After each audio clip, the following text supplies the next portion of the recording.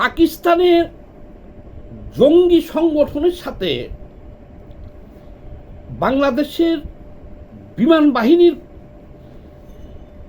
কিছু সদস্য জড়াইয়ে পড়ছে,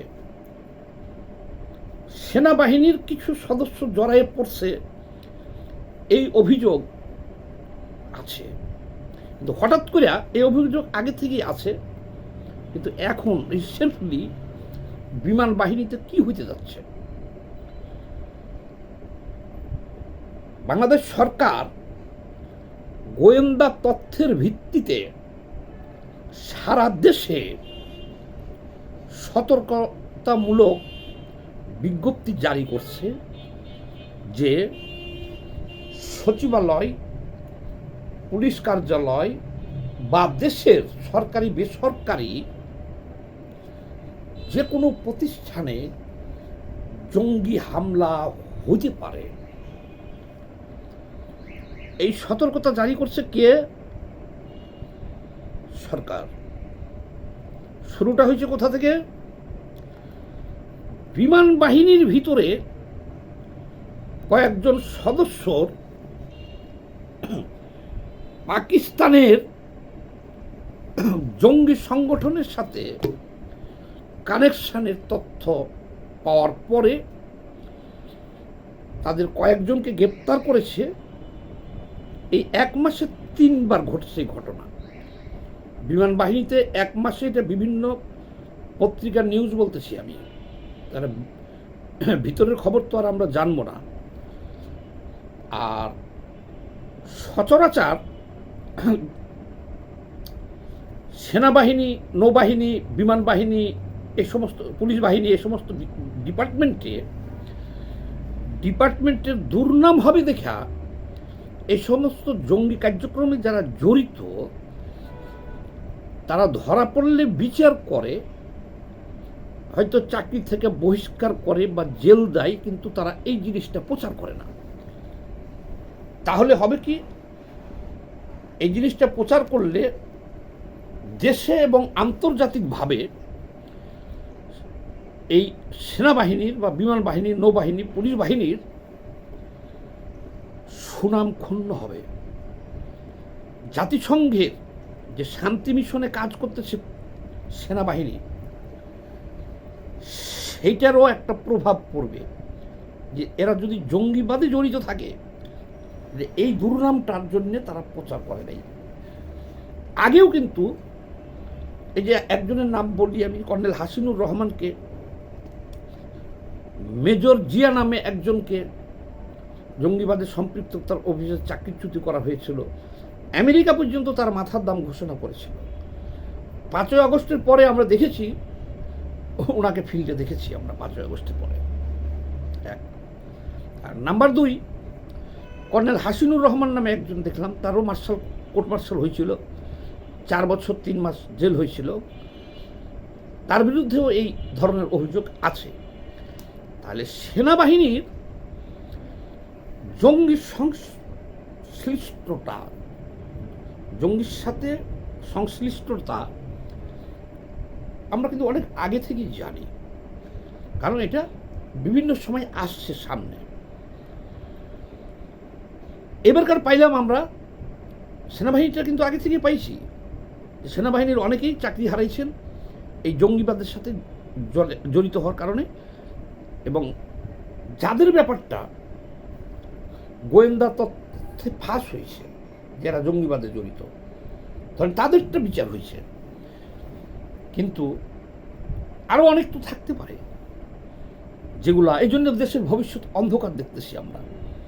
সেনাবাহিনী, নৌবাহিনী, বিমান বাহিনী, পুলিশ বাহিনী, এরা যদি জঙ্গিবাদে সম্পৃক্ত হয়ে যায় তাহলে তার রক্ষা নেই দেশের। দেশটা আফগানিস্তান হইতে তো আর কোনো সমস্যা হবে না। কারণ দেখেন, এই যে বিমান বাহিনীর ঘটনাটা বললাম, 1 মাসে 3 দফায় 3 বার কয়েকজনকে গ্রেপ্তার করছে, আর বাকি অনেকে পালাইছে। 10-12 জনের কথা এই পত্রিকায় উল্লেখ আছে যে তারা পালাইছে। পাকিস্তানের জঙ্গি সংগঠনের সঙ্গে বাংলাদেশ বিমান বাহিনীর সংশ্লিষ্টতা, একাধিক কর্মকর্তা আটক এবং বেশ কয়েকজন পলাতক। শুক্রবার 24 এপ্রিল, গতকালকের নিউজ এটা। আচ্ছা, শুধু একটা না, এটা হলো এটিএন বাংলা। আরও অনেক পত্রিকায় আপনারা ইতিমধ্যে দেখছেন। আমি এটা বিশ্লেষণ করতেছি যে আমরা এখন, দেশটা এখন ভয়ঙ্কর বিপদের মধ্যে আছে।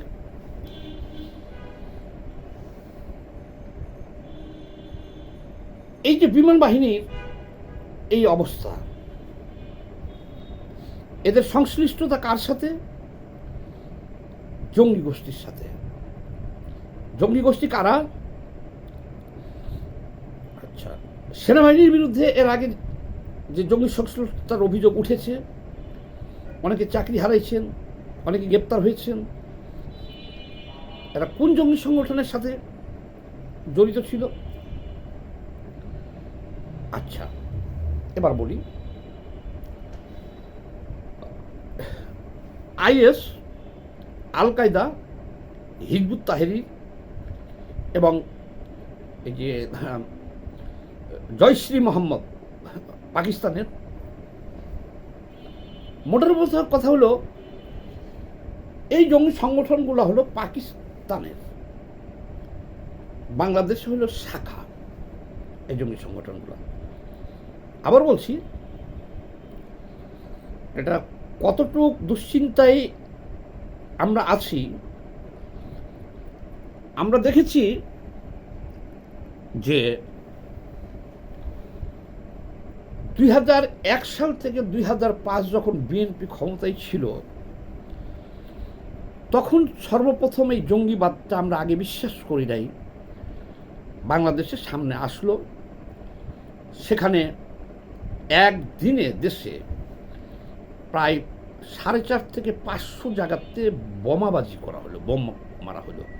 পুরা বাংলাদেশ কাঁপে উঠল, পুরা বিশ্ব বাংলাদেশের দিকে দৃষ্টি দিল যে হায় হায়, বাংলাদেশ কি জঙ্গি রাষ্ট্র হয়ে গেল, আফগানিস্তান হয়ে গেল, সারা বিশ্ব চেয়ে রইল। তো যাই হোক, তখন বিএনপি সরকারকে ধন্যবাদ জানাই, তারা সেটাকে সঠিকভাবে নির্মূল করতে পারছে।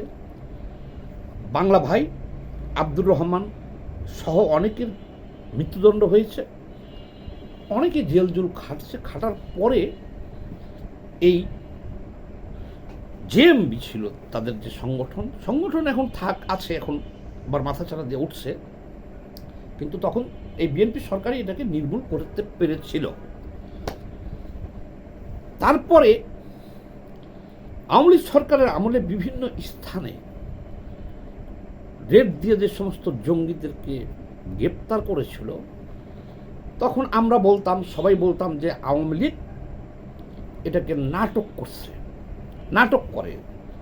বাংলাদেশে কোনো জঙ্গি নাই বা জঙ্গিবাদের কোনো অস্তিত্ব নাই, এটা হুজুরদেরকে, আলেমদেরকে ফাঁসানোর জন্যে, রাজনৈতিকভাবে হয়রানি করার জন্যে আওয়ামী লীগ এই জঙ্গি নাটক সাজায়। এই কথাগুলো কিন্তু সাংবাদিক ইলিয়াস প্রচার করে, আর সারা দেশের সবাই প্রচার করে, আমরাও শুনি, আমরাও কিছুটা বিশ্বাস করি যে হতে পারে। কিন্তু গুলশান হলি আর্টিজেনে যে ভয়াবহ হামলা হলো, জঙ্গি হামলা, হলি আর্টিজান রেস্টুরেন্ট গুলশানে, এই আওয়ামী লীগের আমলে যে হামলাটা হলো, এরকম হামলা বাংলাদেশে তো কোনোদিন হয়ই নাই, প্রশ্নই আসে নাই। 1000 বছর ইতিহাসে বাংলাদেশে এরকম কোনো হামলা হয় নাই, বা এই সমসাময়িক টাইমে কোথায় এরকম হামলা হয়েছে? আমার হলে পাকিস্তানেই হয়েছে, আফগানিস্তানে হয়েছে, এই আর বিশ্বের আর কোথাও এরকম ভয়াবহ হামলা হয় নাই। এইবার কি বলবেন, হলি আর্টিজেনে যে ভয়াবহ হামলা হইল, তখন কি আর অস্বীকার করবেন যে বাংলাদেশে জঙ্গিবাদ নাই? এবার আসেন, পাকিস্তানে সেনাবাহিনীর সাথে সংঘর্ষে তারা পাকিস্তানে ইসলাম কায়েম করার জন্য যে সমস্ত জঙ্গি গোষ্ঠী লড়াই করতেছে তার মধ্যে আছে তেহরিকি তালেবান। সেই তেহরিকি তালেবানের শাখাও আছে বাংলাদেশে। তেহরিকি তালেবানের সাথে পাকিস্তান সেনাবাহিনীর যে সংঘর্ষ হলো, সেখানে অনেকে মারা গেছে। তার মধ্যে বাংলাদেশি 3 জন মারা গেছে যোদ্ধা। কি যোদ্ধা? সেনাবাহিনীতে না, ওই জঙ্গি সংগঠনে ছিল। তাদের মধ্যে 3 জন মারা গেল আর 11 জন গ্রেপ্তার হইল। গ্রেপ্তার অনেক হয়েছে, তার মধ্যে 11 জন বাংলাদেশিও গ্রেপ্তার হয়েছে। এই তথ্যটা, কারণ ওটা তো পাকিস্তান সরকারের বিরুদ্ধে, তাই না? তো মাঝে মধ্যেই দেখেন ওই দেশে বোমা হামলা করিয়া তারা সেনাবাহিনী খতম করে, মসজিদে বোমা মারে, শত শত লোক মারা যায়। কখনো আবার ভারতে যে তারা হামলা চালায়, ওই যে পানগাঁওতে হামলা চললো। মানে পাকিস্তান এমন একটা ভয়াবহ রাষ্ট্র যে সেখানে অনেক জঙ্গি গোষ্ঠী আছে সশস্ত্র। এগুলো আর পাকিস্তান নির্মূল করতে পারে নাই। পাকিস্তান সরকার কখনোই এদেরকে সমূলে নির্মূল করতে পারতেছে না। তো সেইখানে আমাদের বাংলাদেশে 3 জন মারা গেল আর 11 জন গ্রেপ্তার হলো। পাকিস্তানের গোয়েন্দা সংস্থা ISI এর গোয়েন্দা রিপোর্ট বাংলাদেশ পাঠাইল। সেই গোয়েন্দা তথ্যের ভিত্তিতে এই তদন্ত কার্যক্রম শুরু করতে যে দেখে যে বিমান বাহিনীর কিছু সদস্য এই তেহরিকি তালেবানের যে বাংলাদেশের কার্যক্রম তার সাথে জড়িত। তদন্ত করতে যে বিমান বাহিনী 3 টাইম অপারেশন চালাইছে এবং কিছু সদস্য গ্রেপ্তার হয়েছে আর বাকি কিছু সদস্য নাকি পালাই গেছে। এটা পত্রিকার নিউজ। তাহলে বাংলাদেশে যে শেখ হাসিনার অভিযানগুলো ছিল, এখন কি বলতে পারবেন? ওই গুলশান হামলার পরেই তো জবান বন্ধ হয়ে গেছে সবার। কিন্তু ঘটনা হয়েছে কি, ইউনূস সরকার ক্ষমতায় আসার পরে পাকিস্তানের সাথে বিমান চলাচল শুরু হয় এবং যোগাযোগ বাইরে যায় পাকিস্তান এবং তালেবান আফগানিস্তানের সাথে।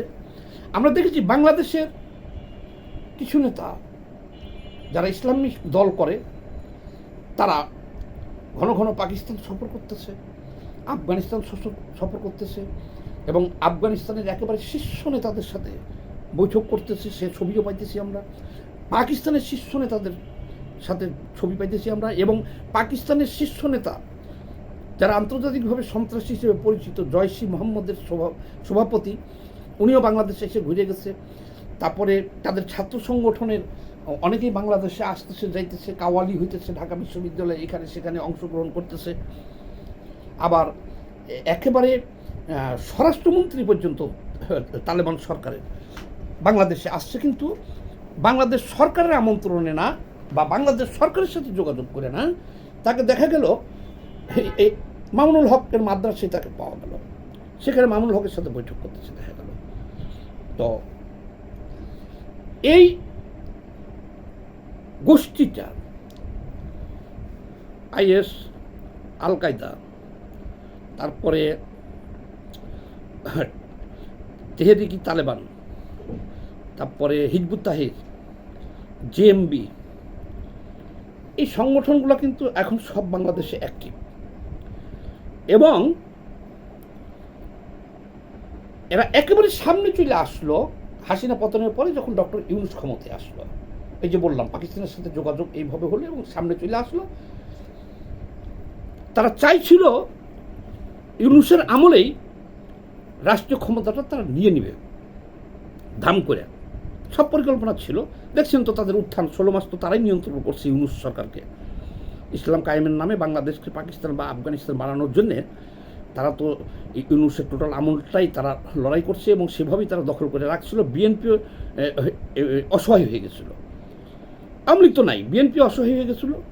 এরাই দাপটের সঙ্গে এই বৈষম্যবিরোধী ছাত্র আন্দোলন, NCP, জামাত সহ 11 দল, এরাই কিন্তু রাষ্ট্রটা পরিচালনা করছে। তারা কোনোভাবেই নির্বাচন চায় নাই। তারা বারবার বলছে নির্বাচন 100 বছর পরে হোক, ইউনূস 5 বছর থাক, 10 বছর থাক, মানে তারা রাষ্ট্রীয় ক্ষমতাটা দখল করবে। এর মাঝখানে কেরানীগঞ্জ মাদ্রাসায় একটা ভয়াবহ বোমা বাস্ট হয়ে যায়। বাস্ট হয়ে যাওয়ার পরে সেনাবাহিনী নড়ে চড়ে বসে এবং সেনাবাহিনী এটার বিরুদ্ধে কঠোর অ্যাকশানে যায়। এটা আপনারা অনেকে জানেন, অনেকে জানেন না।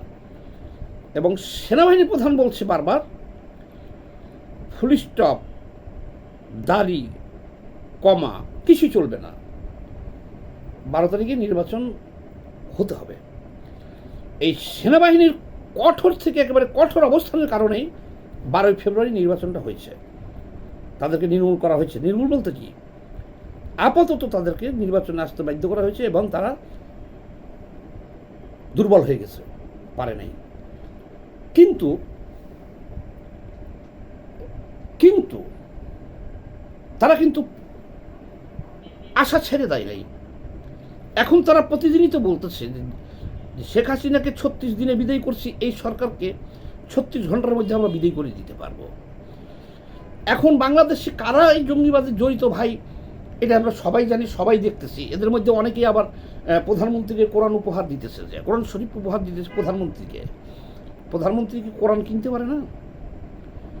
এনারা যে প্রধানমন্ত্রীকে কোরআন উপহার দিতেছে, আমরা দেখতেছি তো। বাংলাদেশে কারা কারা জঙ্গিবাদে জড়িত, বাংলাদেশের মানুষ, আমরা যারা সচেতন রাজনীতিবিদ, আমরা জানি না? এরা এমন একটা পরিবেশ সৃষ্টি করছে যে কোনো মুহূর্তে জঙ্গি হামলা করিয়া দেশকে অস্থিতিশীল করে রাষ্ট্রীয় ক্ষমতাটা দখল করবে। না হলে কেন সরকারিভাবে কতটুকু ভয়াবহ বিপর্যয় হয়েছে দেশে দেখেন। বিমান বাহিনীর এতগুলো লোক গ্রেপ্তার তো হয়েছে, বিমান বাহিনীর সদস্য, সেখানে সেনাবাহিনীও নাকি জড়িত আছে। আর সরকার সারা দেশে সতর্কতা জারি করছে যে কোনো মুহূর্তে যে কোনো জায়গায় হামলা হইতে পারে গোয়েন্দা রিপোর্টের ভিত্তিতে। দেশবাসী সবাই এই ভিডিওটা বেশি বেশি করে একটু শেয়ার দিয়ে দিন, যাতে সবাই পায়। আমরা সতর্ক হই। আমরা চাই না বাংলাদেশ গণতান্ত্রিক রাষ্ট্র, একটা সরকার 2 মাস হলে ক্ষমতায় আসছে। আমাদের এখন দেশের যে সমস্ত সমস্যা, তেল নাই, হামে রুগী মারা যেতেছে, বিদ্যুৎ নাই, কৃষকের সমস্যা, কৃষক শ্রমিক মেহনতি মানুষের সমস্যা, আমরা চাই সরকারি দল এবং বিরোধী দল মিলা দেশটাকে সামনে নিয়ে যাক। আমরা বাংলাদেশ পাকিস্তান হোক আর আফগানিস্তান হোক, এটা চাই না। কিন্তু আমরা দেখতেছি এই জনগণের কোনো সমস্যা নিয়ে কিন্তু সংসদে আলোচনা হচ্ছে না। সংসদে কিন্তু খালি আলোচনাই হইতেছে যে কীভাবে শেখ হাসিনাকে 36 দিনে বিদায় করেছি আর এই সরকারকে 36 ঘন্টায় বিদায় করব। সবাই ভালো থাকবেন। আব্দুস সামাদ সুজন নামের যে আমার ইউটিউব চ্যানেলটা আছে, সেটা একটু সাবস্ক্রাইব করে রাখেন, ভালো ভালো ভিডিও পাবেন। আর এই ভিডিওটা একটু বেশি বেশি করে শেয়ার দিয়ে দেন। ধন্যবাদ।